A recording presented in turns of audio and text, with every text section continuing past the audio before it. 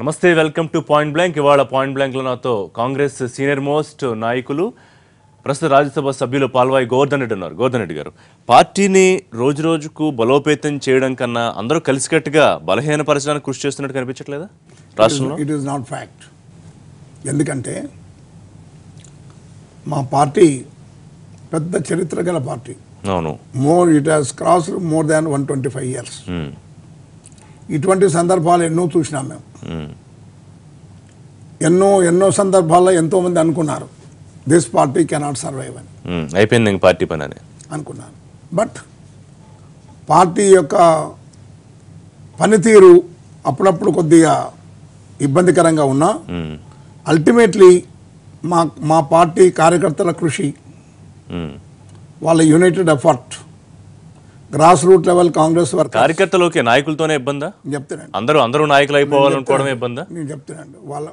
Because of వాళ్ళ కృషి, వాళ్ళ పట్టుదల వల్ల నాయకులు ఎంతమంది కాంగ్రెస్ పార్టీని డిచ్ చేసినా కూడా కాంగ్రెస్ పార్టీ బలహీనపడదు. ఎందుకంటే వాళ్ళకు చిత్తశుద్ధి ఉన్నది. నా పార్టీ నా దేశానికి పాటుపడాలి, నా పార్టీ వల్లనే రాష్ట్రం బాగుపడుతుంది అన్న అభిప్రాయం వాళ్ళలో ఉంది. ఎందుకంటే నిన్ననే నేను 2-3 మండల్స్ పోయించినాను.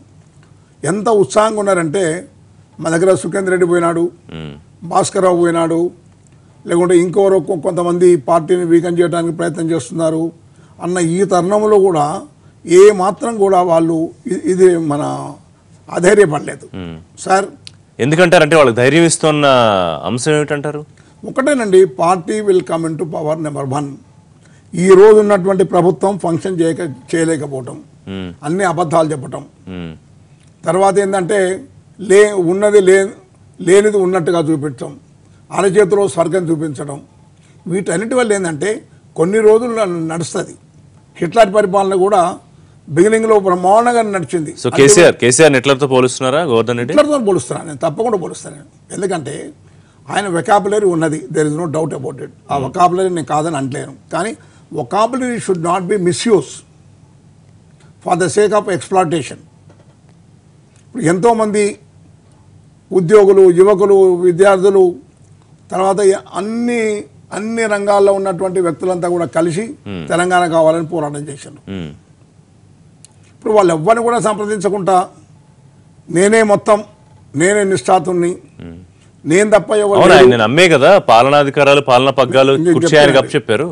ఏంది ఎవరికి? ప్రజలు ఆయన నమ్మే కదా ఆయనకి ముఖ్యమంత్రిని చేశారు. ఆయన నమ్మి చేయలేదు.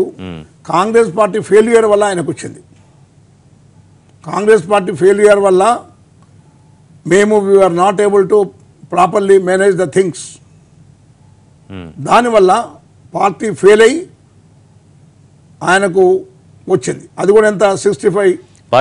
పార్టీ ఫెయిల్ అవడంలో మీలాంటి సీనియర్ నాయకులందరూ కూడా భాగమే కదా, ఒప్పుకుంటారు? పార్టీ ఫెయిల్ కావడంలో నాలాంటి నాయకులు ఎవరు బాధ్యత కాదు. నేను ఎందుకంటే ఎప్పటికప్పుడు I was telling to madam Gandhi very clearly. అదే సమస్య గోవర్ధన్ రెడ్డి గారు, అంటే ఇక్కడ ఎవరు తప్పు చేశారో వాళ్ళకి చెప్పకుండా మీరు ప్రతిసారి సందేశాలు అధిష్టానానికి పంపడం వల్ల ప్రయోజనం ఉంటుందనుకుంటున్నారా? నేను ఒకటి చెప్తున్నాను.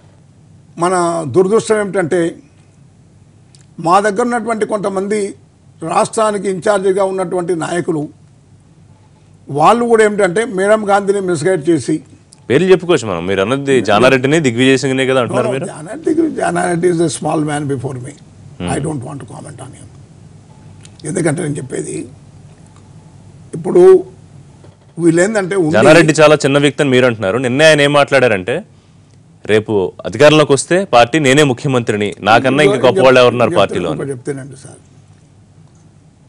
అధికారంలో ఉండి ప్రతిపక్ష పాత్ర సరిగా నిర్వహించి పార్టీని ఇప్పుడున్నటువంటి రూలింగ్ పార్టీని రిక్సం పొజిషన్లో పెట్టి ప్రజలకు ఈ గవర్నమెంట్ చేస్తున్నటువంటి తప్పుడు విధానాలు ప్రజల్లో బాగా ఎండగట్టి ర్యాలీలు, ధర్నాలు ఇవన్నీ కూడా పెద్ద ఎత్తున ఆర్గనైజ్ చేసి రాగలిగితే ఐ డోంట్.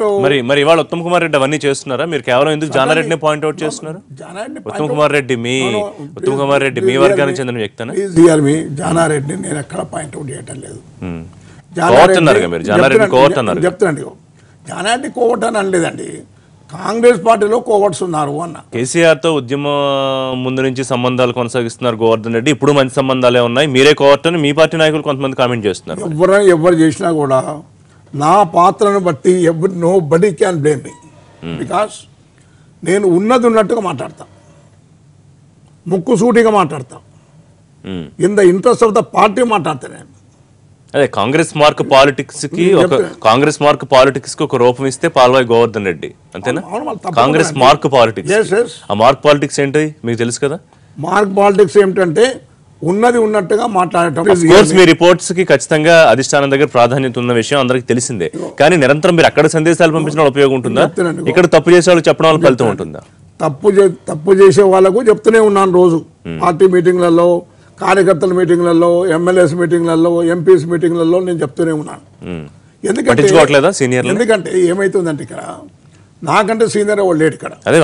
పట్టించుకోవట్లేదా అంటున్నా వాళ్ళు. I'm the most senior man in Congress party. కానీ ఉపయోగపడాలి కదా, ఇవాళ మీ హానెస్టీ, మీ హార్డ్ వర్క్ పార్టీని స్ట్రెంథెన్ చేయడంలో ఎంతవరకు ఉపయోగపడుతుందని. అయినప్పటికీ కూడా నేనేమనుకుంటా అంటే నేను చిన్న వ్యక్తిని, నేను పార్టీకి కార్యకర్తను, పార్టీని స్ట్రెంథెన్ చేయటమే నా ధ్యేయం అన్న విధంగా నేను పనిచేస్తున్నా. కాబట్టి నేనే అనుకుంటా అంటే అందరు కూడా అదే విధంగా స్ట్రెంథెన్ చేసే వాళ్ళు బహిరంగంగా విమర్శలు చేస్తారా పార్టీ నాయకత్వం మీద? కొన్ని సమయాల్లో మనం చేయకుంటే కార్యకర్తల్లో నిరుత్సాహం వస్తుంది, వాళ్ళు ఏం పని చేయకుండా కూడా ఏం మాట్లాడతలేరు. వాళ్ళని మందలించి సరి అయిన దారిలో పెట్టకుండా ఎట్లా అని చెప్పి కార్యకర్తలు బాధపడతారు. గోవర్ధన్ రెడ్డి గారు, ఇప్పుడు మీరు కోమటిరెడ్డి బ్రదర్స్ని వ్యతిరేకిస్తారు, జానారెడ్డిని వ్యతిరేకిస్తారు, సరే ఉత్తమ్ కుమార్ రెడ్డిని వ్యతిరేకించట్లేదు, కారణాలు మాట్లాడుకుందాం. కానీ ఈ నాయకులు చేసిన ఎలక్షనీరింగ్ ఇవాళ పాల్వాయి గోవర్ధన్ రెడ్డి చేయగలరా అంటే? కాంగ్రెస్ పార్టీ ఏ ఒక్కని వల్ల కూడా పడిపోదు, కాంగ్రెస్ పార్టీ ఏ ఒక్కరి వల్ల బాగుపడదు. కాంగ్రెస్ పార్టీలో కలెక్టివ్ లీడర్షిప్ ఉండి కాంగ్రెస్ పార్టీని నడిపించాలనే చిత్తశుద్ధి ఉన్న ఏ వ్యక్తే కానీ కాంగ్రెస్ పార్టీని స్ట్రెంథెన్ చేయడానికి అవకాశం ఉంటుంది. కాబట్టి నేనేం చెప్తున్నానంటే మీరు దయచేసి మీరు కాంగ్రెస్ పార్టీ వల్ల పెరిగినరు, కాంగ్రెస్ పార్టీ వల్ల పదవులు అనుభవించారు, కాంగ్రెస్ పార్టీ వల్ల మీరు మంత్రులైనరు, మంత్రులై మంచో చెడ్డో మీరు చేసి ₹1 కోట్ల సంపాదించుకున్నారు. ఏదో కొంతమంది అవకాశం సంపాదించుకున్నారు. కాబట్టి నేనేం చెప్తున్నా అంటే పార్టీ ఈజ్ ఇన్ ట్రబుల్. ఇప్పుడు ప్రతి ఒక్కరు అంతో ఇంతో కాంట్రిబ్యూషన్ చేసి పార్టీని బతికించవలసిన అవసరం ఉంది, పార్టీని రన్ చేయవలసిన అవసరం ఉంది. పాల్వాయి గోవర్ధన్ రెడ్డి ఓట్లు తేగలరా, జనంలోకి వెళ్ళి పార్టీని గెలిపించగలరా అనే కామెంట్స్ కూడా వాళ్ళు చేస్తున్నవే. పాల్వాయి గోవర్ధన్ రెడ్డికి ఉన్న పట్టు నియోజకవర్గంలో ఎవరికి లేదు. నన్ను కాదని ఈ రోజు వరకు ఎవరు కూడా అక్కడ బతికి బట్టగట్లేదు. కానీ ప్రత్యక్ష ఎన్నికల్లో అంటే మెయిన్ స్ట్రీమ్ పాలిటిక్స్ నుంచి మరి గోవర్ధన్ రెడ్డి ఎందుకు తప్పుకున్నారు? ఎంత పట్టున్న నాయకుడు. రాజశేఖర రెడ్డి గారి చేతిలో 2 మాటలు మోసపోయిండు, పివి నరసింహరావు గారి చేతిలో 2 మాటలు మోసపోయిండు. మీరా ఎంత తెలివైన గోవర్ధన్ రెడ్డి ఎట్లా మోసపోయారు? ఎందుకంటే లాస్ట్ మినిట్కి వచ్చే వరకు టికెట్ ఇవ్వకపోయేది. మీకు అధిష్టానం దగ్గర ఇన్ఫ్లుయెన్స్ ఉంది, టికెట్ ఇవ్వకేంది, రేపు నామినేషన్ అనగా ఈ రోజు క్యాండిడేట్ డిక్లేర్ చేసేవరకు ఏంటంటే అధిష్టానం చెప్పుకునే అవకాశం లేకపోయేది నాకు. కాబట్టి ఏంటంటే 2 మాటలు నేను సిట్టింగ్ ఎమ్మెల్యే ఉన్నప్పుడు కూడా నాకు సీట్ రాలేదు. ఇవాళ పాల్వాయి గోవర్ధన్ రెడ్డి పార్టీ ఉన్న పరిస్థితుల్లో స్ట్రెంథెన్ చేయడానికి ఏం చేస్తున్నారు? నేను ఒకటేనండి, నేను ఈరోజు కోరేది ఒకటే, నా పార్టీ నాయకులు, నా పార్టీ కార్యకర్తలు అందరూ కూడా యునైటెడ్గా ఉండి పార్టీ కార్యక్రమాన్ని చాకౌట్ చేసి ప్రజల దగ్గరకు వెళ్ళి కార్యకర్తల మీటింగ్లు ఆర్గనైజ్ చేసి ప్రతి నాయకులు వెళ్ళే వాళ్ళందరూ వెళ్ళిపోతున్నారు. చెప్తానండి ఎవడు పోతున్నాడు, స్వార్థపరుడు పోతున్నాడు. ఎవరో కానివ్వండి, ఇప్పటివరకు పెద్ద నాయకులు ఉన్న వాళ్ళందరూ వెళ్ళిపోతున్నారు. ఎవరు పోయిందండి, ఎంతమంది పోయినరు, హూ హాస్ గాన్? పోయిన వాళ్ళంతా వాళ్ళు ఏమైనా పెద్ద నిష్ఠాతులా లేకుంటే గ్రేట్ పీపులా? రైట్. మొత్తం మీద నాయకత్వ లోపం ఉందనే విషయం ఒప్పుకుంటారా? ఒక బలమైన అధికార పక్షాన్ని ఢీకొట్టడానికి సరిపడ నాయకత్వం వాళ్ళు కాంగ్రెస్ పార్టీలో లేదు, వెతుక్కోవాల్సిన అవసరం ఉంది. నాయకత్వం లేదని చెప్పడం పొరపాటు. ఎవరో కొంతమంది దుర్మార్గులు నాయకుడిని పట్టించుకోరు అంటే కరెక్ట్. ప్లీజ్ హియర్ మీ. ఎవరో ఒక దుర్మార్గులు అధికారం సంపాదించుకొని డబ్బులు సంపాదించుకొని అధికారం లేదు కాబట్టి అధికారం అనుభవించడానికి పదవులు అనుభవించడానికి పోయిన వాళ్ళు, అటువంటి దుర్మార్గుల వల్ల పార్టీ వీకెన్ కాదు. ఓకే, చెప్తానండి. వీళ్ళు పోయినందువల్ల పార్టీ కార్యకర్తల్లో ఇంకా ఉత్సాహం వచ్చింది, ద్విగుణమైన ఉత్సాహం. ఏంది, బాగా పనిచేయాలి. వీళ్ళందరినీ దెబ్బలు కొట్టాలి, వీళ్ళందరినీ అంటే పొలిటికల్గా దెబ్బ కొట్టాలి అనే యొక్క పట్టుదల వచ్చింది. కాబట్టి వీళ్ళు పోయినంత మాత్రాన పార్టీ వద్దని అనుకోను నేను. 2014 సమయంలో విలీనం అయిపోతారు, కాంగ్రెస్ పార్టీ అధికారంలోకి వస్తుందని చెప్పి మీరు తప్పుదో పట్టించలేదా హైకమాండ్ని? నో, నేను చెప్తానండి, ఒకటి చెప్తానండి. ఆ రోజున్న పరిస్థితుల్లో మా యొక్క నాయకులు సెక్రటేరియట్కే పరిమితమై ఫైళ్ళకే పరిమితం అవుతారని చెప్పి ఒకటి అనుకోలేదు. విన్నారు? వీళ్ళకి నిజంగానే చిత్తశుద్ధిగా మేమందరం పనిచేసినట్టు ఈ మంత్రులు కూడా పనిచేసి ఉంటే ప్రజలలో ఒక ఇదనేది వచ్చేది. వీళ్ళు పనిచేయకపోవటం వల్ల ఏమైందంటే తర్వాత ఇంకోటి కేసీఆర్ సక్సెస్ఫుల్ కావాలి, కేసీఆర్ ఇది మన హంగర్ స్ట్రైక్ చేసి చనిపోతాడన్న అపవాదం మనకు రావద్దు అని మేమే కొంతమందికి కావాలని చెప్పి హైకమాండ్ తప్పుదో పట్టించిన మాత్రం కరెక్టే. మొత్తం చెప్తానండి, ప్లీజ్ ఇయర్ మీ. అది కూడా ఎందుకు చేసిన కేసీఆర్ గారు has come to my house.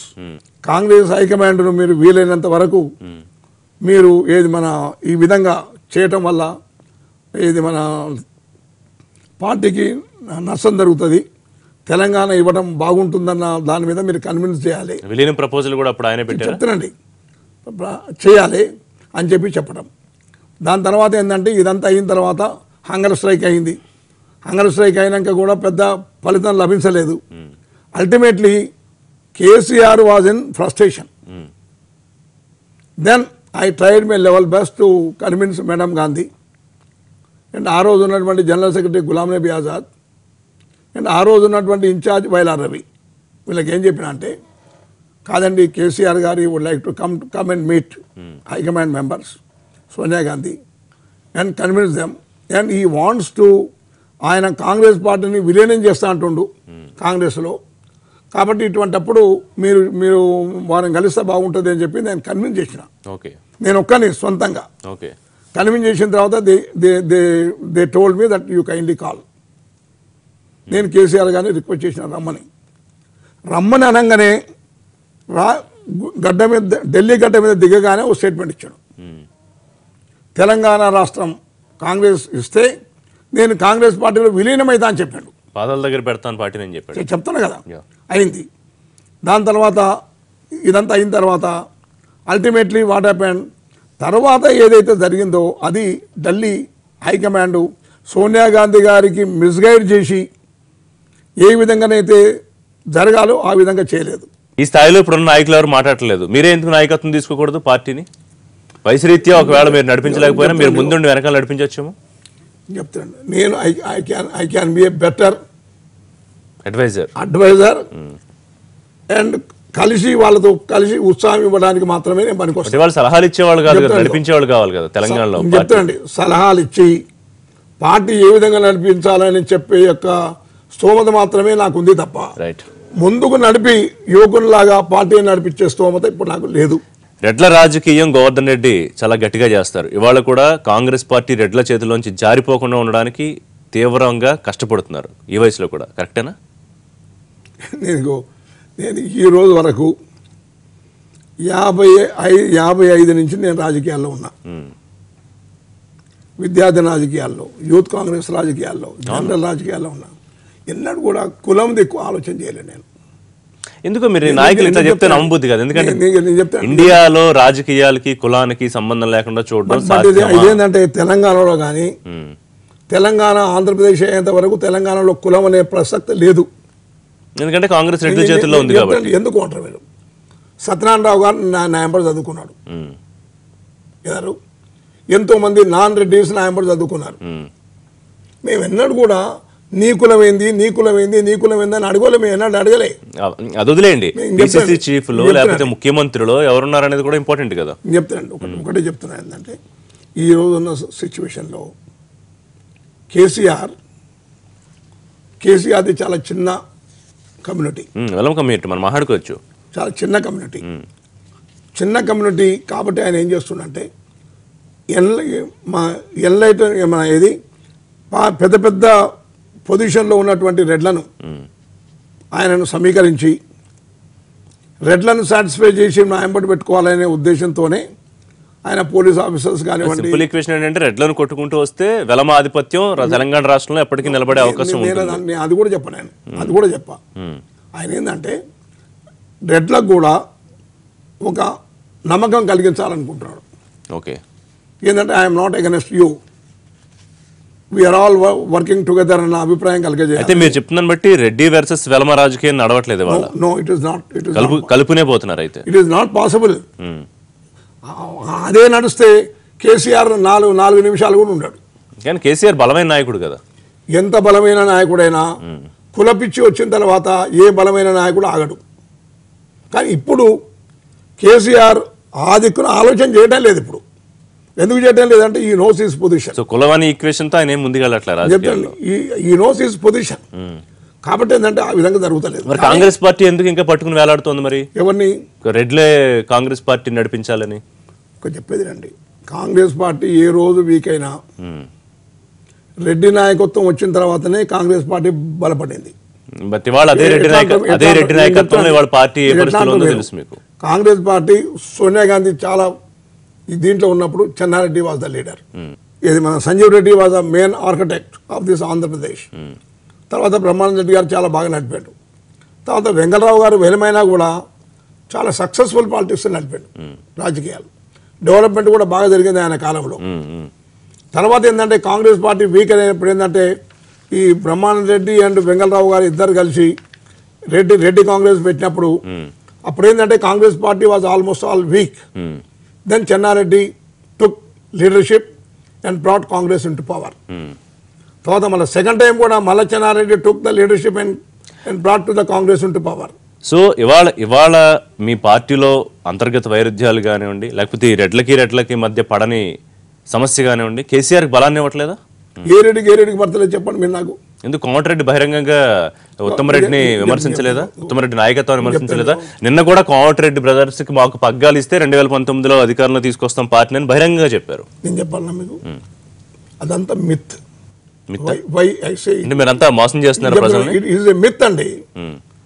ఆయనగో అని చెప్తున్నాండి, వాళ్ళ వల్ల మాకు పార్టీ పగ్గాలు ఇస్తే కాంగ్రెస్ పార్టీని తెస్తామని చెప్పేది ఏదైతే ఉందో అది జరిగే విషయం కాదు. మేము చెప్తున్నాను, ప్లీజ్ హియర్ మీ. మా కాంగ్రెస్ పార్టీ ఫలానా వాళ్ళకి ఇస్తేనే కాంగ్రెస్ బలపడుతుంది, లేకుంటే లేదన్న అభిప్రాయం కాంగ్రెస్ పార్టీ ఎప్పుడు పెట్టుకోదు. కాంగ్రెస్ పార్టీ ఏదైతే ఉన్నదంటే who can do better, who can take everybody with him, ఆ విధంగా ఆలోచన చేసి కాంగ్రెస్ పార్టీ పోతుంది తప్ప డబ్బులు ఉన్నాయి కాబట్టి మేమంతా కాంగ్రెస్ పార్టీ గెలిపిస్తాం, కోట్ల రూపాయలు కట్టుబడి నీకంటే ఎక్కువ డబ్బు ఆయన దగ్గర ఉంది. ఇలా మన మిషన్ భగీరథలో కూడా 35,000 కోట్ల రూపాయలు గుటాల జరిగింది. అవునా? ఆ 35,000 కోట్ల రూపాయలు గుటా జరిగింది కాబట్టి మేము అడుగుతున్నాం అంటే నువ్వు ఒక వైట్ పేపర్ రిలీజ్ చేయి, లేకుంటే ఆల్ పార్టీ మీటింగ్ పెట్టరు. We're going to prove it. 35,000 crores mission భగీరథలో జరిగింది. ఈరోజు నువ్వు టెండర్స్ పిలిచినావు, ఈరోజు కొన్ని పనులు మొదలుపెట్టించినావు. కృష్ణా మీద వాటర్ ఎక్కడుందని చెప్పి నువ్వు మొదలుపెట్టించినావు. నాగార్జున సాగర్ 16 ఏళ్లకు 4 మాటలు ఓవర్ఫ్లో అయింది. ఈయన ఏది ఫ్లడ్ వాటర్ మీద బేసైజ్ చేసేందుకు 75% డిపెండబిలిటీ తీసేసి 65% డిపెండబిలిటీ. ఇవాళ మీరు నల్గొండలోనే పార్టీని కాపాడుకోలేకపోయిన మీలాంటి నాయకులు అందరూ సీనియర్ నాయకులు రాష్ట్రంలో పార్టీని ఏ విధంగా కాపాడగలుగుతారు? ఎవరంటున్నాండి నల్గొండ మేము కాపాడుకోలేదని? కాపాడుకోగలిగారు. ఈవెన్ టుడే ఎంతమంది పోయినా ఎవరున్నా Congress party is very strong in Nalgonda. High command నేను చెప్తున్నాను, Congress party is very strong is going to be in Mahabub Nagar. అదేం మాకు ఇబ్బంది ఏం లేదు. మాకు we are going to come in to power in next election లో 2019లో కాంగ్రెస్ పార్టీ నాయకత్వంతో నాయకత్వం మార్పు ఉంటుందా? మార్పు లేదు, ఇక ప్రశ్న లేదు. ఓకే, ఇదే నాయకత్వం ఎదుగుతుంది. ఉత్తమ్ కుమార్ రెడ్డి పార్టీ అధ్యక్షుడిగా, జానారెడ్డి సిఎల్పి నేతగా 2019 కాంగ్రెస్ అధికారం వస్తుంది. ఒక చెప్తానండి, మా కాంగ్రెస్ పార్టీలో ఫలాని వ్యక్తి ఉంటేనే పార్టీ నడుస్తుంది అన్న వాళ్ళే కదా చెప్తాను. ప్లీజ్ హియర్ మీ అన్న అభిప్రాయం ఉండదండి. ఒక వ్యక్తి మీద ఆధారపడి కాంగ్రెస్ పార్టీ ఎప్పుడు పనిచేయదు. కాబట్టి Uttam Kumar Reddy is doing very well, taking everybody with him. తర్వాత బాగా ఆర్గనైజ్ చేస్తున్నాడు, ఇది చేస్తున్నాడు. ఇప్పుడు బిగినింగ్ కాబట్టి things are moving like this. ఇంకా కాంగ్రెస్ పార్టీ ప్రోగ్రామ్ ఇచ్చేది ప్రతి నియోజకవర్గంలో మీరు పెద్ద ఎత్తున పబ్లిక్ మీటింగ్ పెట్టండి, ర్యాలీలు పెట్టమన్నది, మండల లెవెల్కి పోమన్నది, జిల్లా లెవెల్ పోమన్నది. ఇవన్నీ కార్యక్రమాలు జరిగినప్పుడు ఒక సంవత్సరం లోపల కాంగ్రెస్ పార్టీ బాగా బలం పుంజుకొని ప్రజలకు వేసి టీఆర్ఎస్ పార్టీ చేస్తున్నటువంటి తప్పుడు విధానాలు ఎండగట్టడానికి అవకాశం ఉంటుంది. రైట్. సో అప్పటిదాకా మీరు వీళ్ళు చేసే తప్పులను ఎత్తి చూపుతూనే ఉంటారు, అధిష్టానం దగ్గర మార్కులు పొందుతూనే ఉంటారు. అంతే కదా. అంతేనా? Right. Thank you Govardhan Reddy గారు పాయింట్ బ్లాంక్ లో పార్టిసిపేట్ చేసేందుకు. ఇది సీనియర్ మోస్ట్ రాజకీయ నాయకుడు కాంగ్రెస్ రాజ్యసభ సభ్యులు పాల్వాయి గోవర్ధన్ రెడ్డితో పాయింట్ బ్లాంక్. వచ్చే వారం పాయింట్ బ్లాంక్ లో మరో మళ్ళీ కలుద్దాం. దిస్ ఇస్ ఋషి సైనింగ్ ఆఫ్.